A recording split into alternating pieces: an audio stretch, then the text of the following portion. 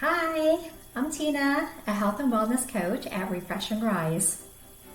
Today, we're going to be going over how to set goals properly, the right way.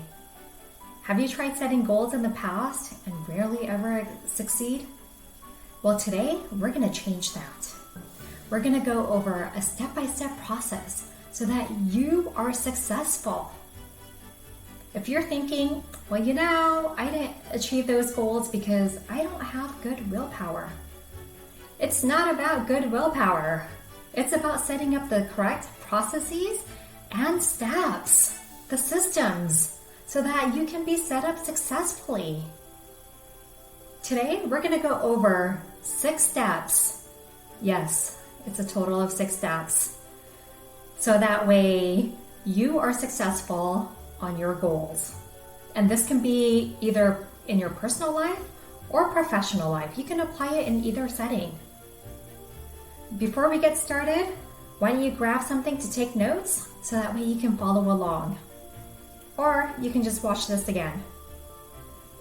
All right, let's get started. Step number 1, know your why. Why is this important? Why is this goal important in your life?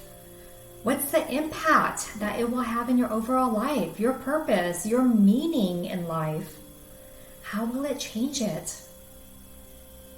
Vision yourself achieving this goal. What does your life look like? How do you feel? Who is there with you? Really take time and reflect. This is the most important step. Do not skip it. This is critical, okay? Know your why. Create a vision board. Draw pictures, write keywords. This is something that you're gonna wanna pull out every now and then to remind you, so that way you can stay motivated to keep going. Step number 2. Identify your strengths. This is going to be important for when we actually set the goals and accountability. But strengths can be anything from being well organized, dedicated, being a social person, and how do you even know what your strengths are? Think about the last time you've achieved something. What were some of the skills that you used to achieve it? This might help you along the way. The last time. And write those things down. Write those strengths down. We want to play to our strengths. Use that to our advantage. Step number 3 is brainstorming ideas. You may already be thinking, well, I know what my goal is and I know how to get there. There's this one way, it's worked for me in the past, or there's only one possible way. Well, let's step out of that and be a little more creative. Jot down every idea that comes to mind. It may be crazy. We're not going to analyze it right now. Just jot it down. Example could be, say you want to lose weight and you want to achieve this by moving more. Possible options could be jogging, cycling, swimming, going to the gym, lifting weights, hiking with friends, dancing, playing your favorite beats and dancing. Dance it out. Make it fun. Just throw it out there. Step number 4. This is where we get down to actually writing down our goals.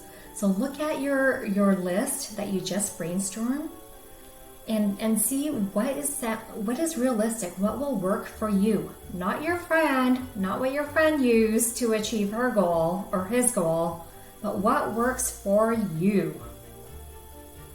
Be realistic. Choose what's fun. If it's fun, you're more likely to stick with it. And we're only going to choose 1 or 2. There may be others that sound enticing. However, we want to set you up for success. So let's just start with 1 or 2. Let's be as specific as possible. What day of the week are you going to do it? How many times a week are you going to work on this? What time of the day? If you're a morning person, you may want to tackle this in the morning, right? Use your strengths for this. What do you need to prepare? If you're going to say you're going to go to the gym twice a week, but you don't even have a gym membership, well, what day are you going to research gyms? You need to sign up for it. Pack your gym clothes, your running shoes, everything that it takes to achieve that goal, to get you there. Be detailed. Step number 5, accountability. Who is going to support you? What support do you need? How are you going to be held accountable? This could be reaching out to your friends or your partner and saying, hey, support me along the way. Call me once a week and ask me how I'm doing. Motivate me.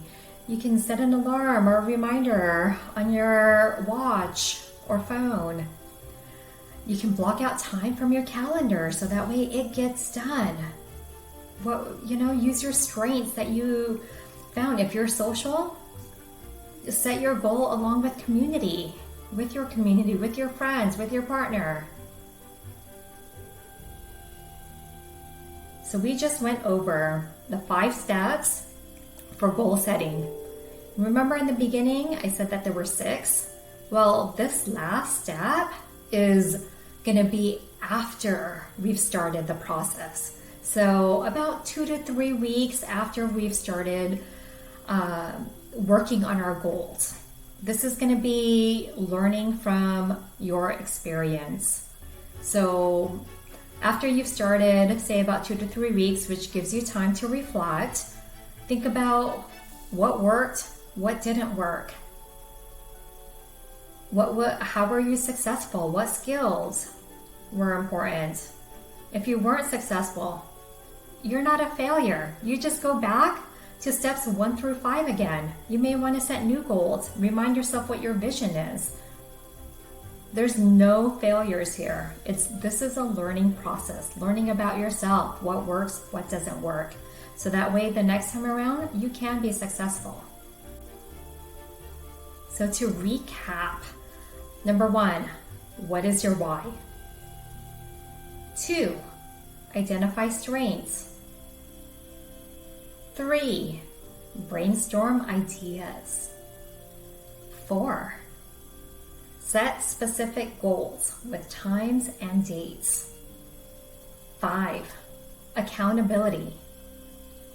And 6, learn from your experience. Thank you for listening and good luck.